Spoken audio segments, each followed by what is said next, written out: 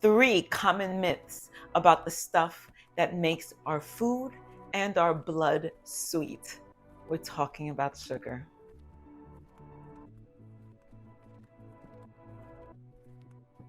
Hey, it's your girl Carmelle, owner and founder, CEO of CFit Coaching. Welcome back to my channel, and welcome back to another installment of the Sugar Savvy Solution, acclimating the foodie in you to a life beyond sugar. Just to be clear, whenever I refer to sugar and I'm talking about sugar, in everything that I've recorded, I'm usually always talking about added sugar. Added sugar, guys, not the stuff that's naturally and sweetly blessed by God. So let's get right into the discussion. 3 common myths about sugar. Myth number 1, sugar causes type 2 diabetes. Carmelle, isn't that what you've been talking about?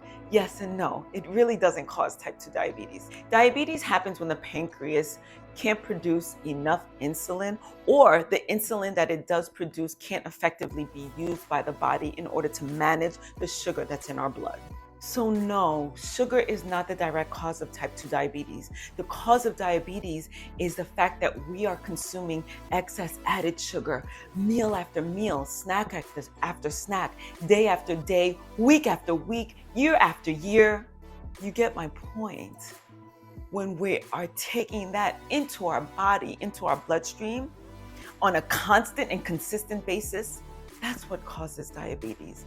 It's because our insulin cannot keep up with the excess. Myth number 2, fruit should be avoided because of its sugar content. On the contrary, whole fruit is what we should be consuming, as opposed to juicing.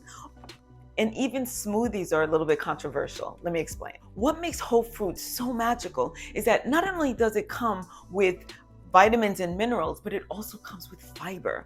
When we consume the whole fruit, the fiber that we consume with the fruit actually blunts the spiking of the sugar that enters our bloodstream. So then it doesn't make our insulin, or it doesn't make our pancreas work so hard. Think about it. If our pancreas isn't working so hard to produce insulin, we cannot develop type 2 diabetes. That's if we're eating the whole plant. Now, of course, too much of a good thing is never good. And with regards to juicing, or even putting our fruits in smoothies, they're very controversial. There's a school of thought that believes that we should be juicing, and juicing is actually quite good for us. And although, yes, it comes with its vitamins and minerals, when we juice, we are actually removing the fiber. The pulp that's left behind, that's where all the fiber is. And what do? We throw it out. All we're doing is consuming the sugar water of the fruit, excess sugar. So it's not added sugar, but it is an excess. So all of a sudden, the body is getting this influx of sugar. And what is the pancreas doing? Working even harder to get that insulin out, to remove the sugar from the blood and into our cells. And when we consume an apple, it's one apple with all the fiber. When we consume oranges, it's one orange with all the fiber. And again, the fiber blunts the speed at which the sugar enters our bloodstream. But when we're juicing, we're not juicing one apple. How much juice will one apple yield us? And so now we've got 2, 3, 4 apples to make 1 cup of apple juice. Or we have 1, 2, 3 oranges to make 1 cup of orange juice.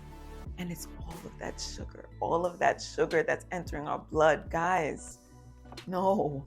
So I want you to think about that for a second. Now, in the same vein, when we throw our fruit in a smoothie, the idea of it is that the fruit is actually pulverized. So we're actually really breaking down the fiber content. Do we still have fiber when we make a smoothie? 100%. Is it as potent as when we eat the fruit whole? No, it's not.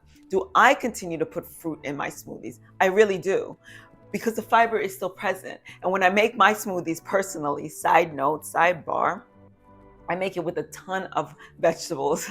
So fiber is never an issue for me. But these are just things to think about. And while we're on this topic, let's talk about another myth. I'm just throwing this one in there. It's a bonus. So the myth is that natural sweeteners, i.e. maple syrup, agave, honey, those are better options than table sugar. Guys, I hate to break it to you. It's pretty much the same. I know, I thought it was better at 1.2, but what happens is that, yeah, I mean, it's more natural, right? We know where it comes from, but what happens when we consume it, it reacts the same. It's processed the same in our bodies as table sugar. Our body sees it, recognizes it. The insulin comes out to take the molecules away from the blood and into our cells. It's the same thing, so don't discriminate. And don't get me started on high fructose corn syrup.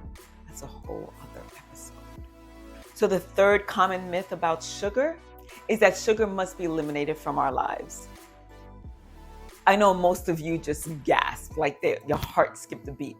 And that's how I was too, because let's face it, sugar is fun. It tastes good. Sugar, we like sugar. Actually, we love sugar. And that's why we as Americans are in the state of chronic illness that we're in because of it. So no. What we're talking about is added sugar, added refined sugar. Side note, naturally occurring sugars are exactly what I was just speaking about. The sugars that come in apple. Refined sugars are taken from natural sources, but just broken down so much so only the sugar remains. No fiber, no nutrients. And that's the sugar you'll find in the ultra-processed foods that cover 70% of the shelves in our supermarkets, and in many of the foods from the fast food restaurants that we frequent. And what's more, when you purchase your foods from the supermarket and you turn it over to read the ingredients, you'll see the sugar ingredients there. And they're listed as dextrose, sucrose, which you kind of know is sugar. But then you see beet sugar and cane sugar and molasses. You see honey and you see all these extra things. And you're like, oh my gosh, I recognize all that. I can read it, so it must be okay. It's designed that way to keep us confused and thinking that the ultra-processed foods that we're consuming is actually full of good sugar. But added sugar is not good. The body is designed to take in a certain amount of sugar, and when we exceed that, and that could be just with one Oreo. Another sidebar, daily recommended sugar for men is 9 teaspoons per day. Women, 6 teaspoons by day. How many Oreo cookies can you have at one shot? 1, maybe 3, maybe 6 is a lot. But each Oreo contains at least 1 teaspoon of sugar. Now, let's say you just had 3 Oreo cookies. You're already half for your entire daily value. And you're not done. You know you're not. If it's added, it's not needed. It's the naturally occurring sugars that come in our fruits and our vegetables that the body actually wants and prefers, sweetly blessed by God.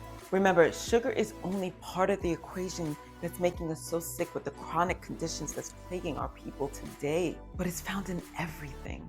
Everything. If it's added, it's not needed. I'm Carmelle Jean-Francois, owner and founder, CEO of C-Fit Coaching. I'm your whole food, plant-based fitness and nutrition coach. And I'm here to encourage you to add more plants to your plate. If you find that you are addicted to food, if you find that you are addicted to sugar, I need you to reach out to me. Jump on a call. Use the links in the show notes if you just want to check out the website and see what it is that I offer. Looking forward to working with you. Until next time, be savvy about your sugar. Ciao, ciao. I almost forgot. Do me a huge favor. If you have not already, go ahead and just subscribe. Hit that subscribe button for me. And then now what you're going to do is hit that share button. Wherever it is on your screen, go ahead and hit that share button. And hit it to the first person that came to your mind when you were watching this video and you said, so-and-so could probably use this information. Go ahead and do that for me. It's my only ask. Ciao, ciao. See you next time.